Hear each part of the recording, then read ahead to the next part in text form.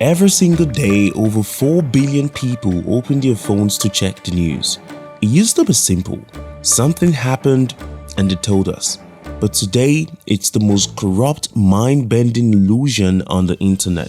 Why are news channels advertising gambling odds? Why can't we even place a bet on whether the Pope dies this month? And why is the president's own son making millions of it? Because this is a free market and we're a free market economy. You're about to see how gambling apps turn the news into a rigged slot machine, how soldiers, spies and insiders are cashing in on headlines before you even get to see them, and the craziest part, you get to see the billionaires who are behind all of this. So, what's the real reason the news feels broken? It starts with a kidnapping. In January 2026, US Special Forces flew into Venezuela, grabbed the country's president, a guy named Maduro, onto a helicopter in handcuffs. This was one of the most secret missions ever. Most of us found out when the president went on TV and announced it. But here's the crazy part. By the time you and I saw the news, one guy called KnF&x had already turned this news into $400,000. How? You see, Van Dyke was a Green Beret, a special forces soldier who helped plan the raid, so he knew when it was going to happen. And about a week before the soldiers moved, he opened a betting app called Polymarket and he bet around $33,000 on one simple question: will Maduro be gone by January 31st? Now at the time, everyone thought that was crazy. The odds said he had like an 8% chance, so if he was right, his bet was going to pay out huge. And of course he was right, because he was the guy making it come true. Hours after those soldiers dragged Maduro out of his house, Van Dyke's account jumped to over $400,000. He tried to sneak the money out and erase his tracks, but the FBI tracked the money right back to him. And he became the first person in American history charged with insider trading on one of these betting apps. Because this is a free market and we're a free market economy. But here's the thing, Van Dyke wasn't some one-off, and around the exact same time, it was happening again, this time at Google. There's a software engineer who went by the fake name Alpha Raccoon. Sounds like a rejected Marvel villain. His real name is Michel Spagnuolo, and his job at Google was pretty boring, except for one thing. He could see what the whole world was Googling before anyone knew. Now this is a huge deal because every December, Google puts out this big list called the Year in Search. The most searched people, the biggest moments of the year. So what does a guy with tomorrow's headlines in his pocket do? He goes on the betting app Polymarket again and placed a bet on the question, who will be the most searched person this year? Everyone else was guessing, but he already had the answer. So he bet over and over and over again, and he hit 22 out of 23 times, walking off with $1.2 million. And by the way, he had the same ending. The FBI showed up and charges came down. So Van Dyke was one guy, Alpha Raccoon was another guy, but this next one was an entire army. In 2025, Israel ran a surprise attack on Iran, and on Polymarket, the odds on will Israel hit Iran started moving days before the bombs fell, which means someone knew it was going to happen. When investigators dug in, the trail led straight into the Israel Air Force. A guy who sat in the secret meeting where they revealed the attack date allegedly leaked that date to a friend. The friend threw it on a betting app and won over $150,000. And when they pulled in another airman to question him, they found a message he had sent his wife saying, "The whole squadron is on Polymarket. The whole Air Force is betting." Now, those are just the ones who got caught. An investigation found over 80 accounts making suspiciously perfect bets, including some placed hours before military strikes nobody was supposed to know about.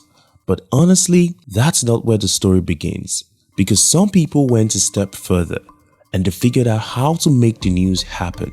And once you see how, you will never see the news the same way again. Meet Emmanuel Fabian. He covers military news for a newspaper in Israel. He reports what happens in wars, missile strikes, that kind of thing. One day, he posts a small update, and shortly after, his phone blows up. Within minutes, strangers were telling him exactly how he was gonna die. Why? Because there was a massive bet running on the exact attack he just reported on, and the payouts depended on how Fabian worded his story. One little detail in his report, and a bunch of gamblers either won big or lost everything. So they came after him to make him change it. One of the messages read like this: "After you make us lose $900,000, we will spend no less than that to finish you." People were literally trying to bully a reporter into changing the news. And it doesn't always take threats. Sometimes they do it right out in the open. Like Brian Armstrong. He's the CEO of a giant crypto company called Coinbase. One day, he's on a live earnings call talking to investors, but there was a bet running online about which words he was going to say on that call. Stuff like Bitcoin, blockchain, Web3. And Armstrong knew about it. So what did he do? He just started reading the words off one by one. Add here the words Bitcoin, Ethereum, blockchain, staking, and Web3 to make sure we get those in before the end of the call. Now here's why this matters for you. For our entire lives, the news did one job. Something happened, they told us about it. But now it's all corruption and illusions. There's money sitting on top of headlines before they're even written. By the end of this video, you'll see exactly who is behind these companies pulling the strings. But first, the biggest question of them all: if people can change the news for money, who decides what these odds are in the first place? We're told it's the wisdom of crowds. Thousands of regular people all guessing together. But it's a lie. It's a handful of people with very deep pockets. And one guy proved it with a single bet. Back in the 2024 US election, the odds on Polymarket said Trump was way more likely to win than the polls did. News channels showed it. But then someone actually checked who was moving that number. And it wasn't thousands of wise regular people. It was basically one guy. A single trader from France who dumped around $45 million onto one side of the bet. And that giant pile of cash made Trump look way more likely to win. So when CNN put that number on screen and called it what the market thinks, it wasn't what the market thought. It was basically what one rich French guy paid for it to say. Now here's the part most people miss. For years, these markets actually worked because there was a limit. You could only bet a few $1,000s max. So no single person could ever move the number. But then the new apps showed up and they quietly removed the limit. And sure, that French guy happened to be right, but that's the trap. Next person won't be, and you won't be able to tell the difference. Oh, and a lot of the bets you see aren't even real. A study found a quarter of the money moving on one of these apps was fake. People trading with themselves just to make the number move. So when you put all of this together, the odds you see on the news are getting set by three kinds of people. Whales who buy the number with money, insiders who already know the answers, and ghosts who place fake bets, trade with themselves just to move the market. But the number itself isn't the scary part. It's what the number does next. Let me explain. So far we know two things. One, most of the odds you see are fake, set by whales and cheaters. Two, those fake odds end up in the news where most people believe them. But there's a third step, and that is the scariest one. That belief changes how people act. Voters stay at home because the odds say it's already decided. Investors buy or dump stock. Politicians point at the number to do what they already wanted to do. And most importantly, all that changed behavior changes the real outcome. So the thing the bet predicted, the bet helped make happen. That's the loop. Fake bet, real headline, people believe it, people act on it, reality shifts to match it, the whales cash out. They call it information laundering. But there's one last piece to it, because if the news is a giant bet now, who is behind all of this? In late 2025, a company called ICE, not this ICE by the way, put around $2 billion into one of these betting apps, Polymarket. Now, who is ICE? They own the New York Stock Exchange. Yeah, that one. And before ICE was Peter Thiel, the guy behind PayPal and Palantir. In 2026, these two apps, Kalshi and Polymarket, now run over $13 billion in bets every single month. That's more money than every casino on the Las Vegas Strip makes in an entire year. But why does Wall Street want a betting app this badly? Here's the answer, and the wild part is they say it out loud. Information as an asset class. In plain English, they want to turn every fact, event, every headline on earth into something you can buy and sell. And ICE isn't even really buying the bets, it's buying the data.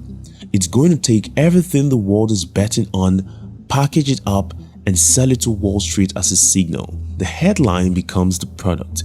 But here's the thing, not everyone is buying it. Right now in 2026, more than 30 countries moved to ban or block these apps. Italy, France, Russia, Argentina, and more. And almost every single one of them gave the exact same reason. Even in America, the cracks are starting to show. A judge in Nevada ruled that these apps have to follow gambling rules. But here's the twist. While the states try to shut it down, the federal government keeps stepping in to protect it. Today, the CFTC is taking an important step to ensure that these markets have a place here in America. To those who seek to challenge our authority in this space, we will see you in court. So why would the federal government protect a betting app? I'm not going to tell you it's a conspiracy, I'm just going to give you the facts and you do the math yourself. The president's own son, Donald Trump Jr., is a paid advisor to both of the biggest betting apps. His firm even invested in one of them. And the federal investigations that were hanging over Polymarket before him, they got dropped. Make of it what you will. But step back and look at the whole picture. You sit down, you open the news, you think you're finding out what's happening in the world, but by the time you read it, an insider already cashed out. A whale paid to move the odds you're looking at. The headline itself might be the price in somebody else's bet. And the truth is whatever version of reality pays the most. So when you ask, why does the news feel broken? This is why. But you can do something about it. I personally get my news from independent journalists on X and wire services like AP and Reuters. I also use Ground News.